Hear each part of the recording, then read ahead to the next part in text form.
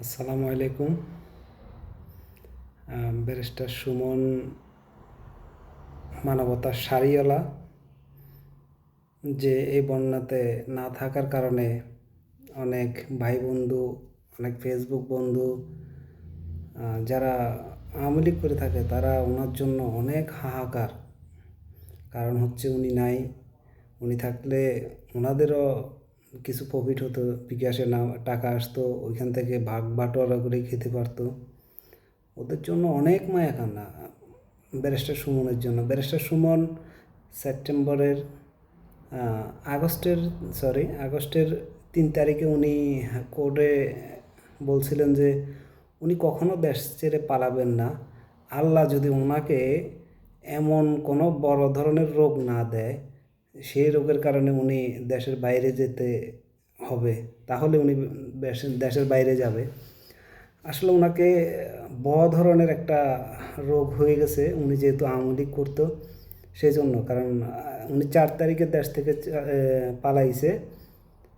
উনি বুঝতে পারছে যে আওয়ামী লীগ একটা হচ্ছে এমন ফঁসা দল, যে একটা এমন রোগ, এই রোগ এখন দেশে থাকলে ওনার সমস্যা। এই রোগ থেকে মুক্তি পাওয়ার জন্য সে দেশ থেকে পালাইছে।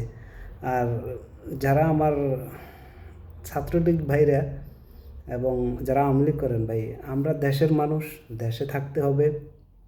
আপনাদের ফেসবুকের পোস্ট দেখলে মনে হয় আপনারা আওয়ামী লীগের বি টিম। আরে ভাই, যারা সুবিধা নিছে 16 বছর, আপনারা কিছুই পান নাই।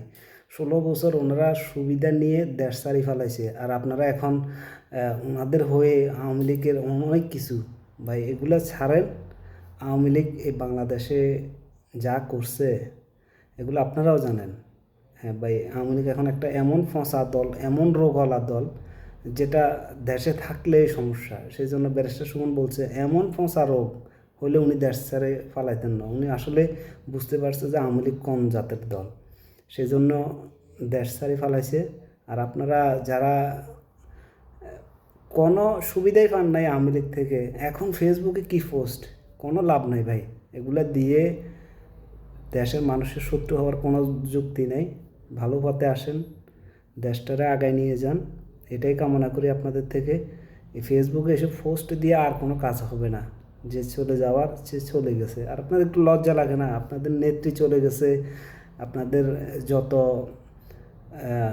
এমপি মন্ত্রী যারা আঙ্গুল ফুলে কলা গাছ হয়ে গেছে তারা চলে গেছে, আর আপনারা তো মানে কি বলবো, ছাগলের 3 নম্বর 4 নম্বর 5 নম্বর বাচ্চা বললেও ভুল হয়।